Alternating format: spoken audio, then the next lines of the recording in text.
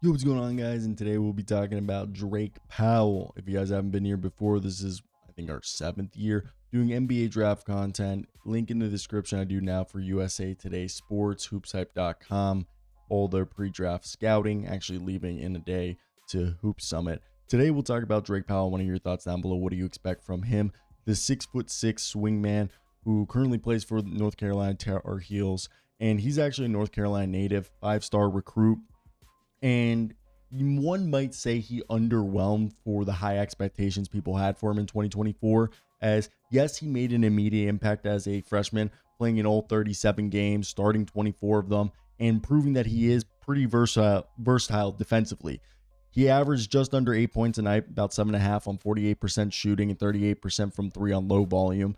And he comes from an incredibly athletic family. He's actually cousins of UNC's head coach Hubert Davis, and his elite defense and positional size, I think, will allow him to be a guy that teams are interested. 2.5 threes on 38%, 6 field goal attempts per game on 48%.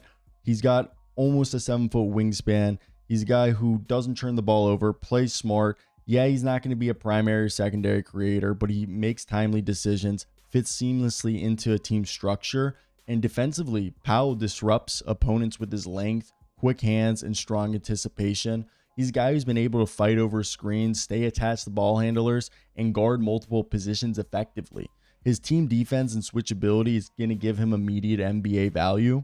While offensively, he's still a work in progress as it is in low volume. And I don't know if that'll ever be something he becomes a large volume guy. But he has thrived as a catch and shoot threat. But his mechanics do need a little bit of tweaking. His shot has slight churn and limited extension, which slows his release. He prefers pull-ups and isolations over quick catch and shoots, which is going to be the swing factor early in his career. And then on closeouts, Powell does a good job of driving in a straight line and finishing through contact, but sometimes he forces shots instead of finding his open teammates. And I think that's why, yeah, he finishes through contact, but like, other times it'd be like, hey, maybe if you can just look around, it could help. And he's got a decent handle, but it's not going to be a guy who's going to have those advanced counters or crossovers against tight defense to create his own separation. And then in transition, that's obviously where I think he's going to thrive, as he finishes well, makes the smart choices, fills out the passing lanes on both ends of the floor. And in the half court, he'll be able to be a guy who can score as a cutter or even a secondary passer, but he's not going to be a self-creator off the dribble.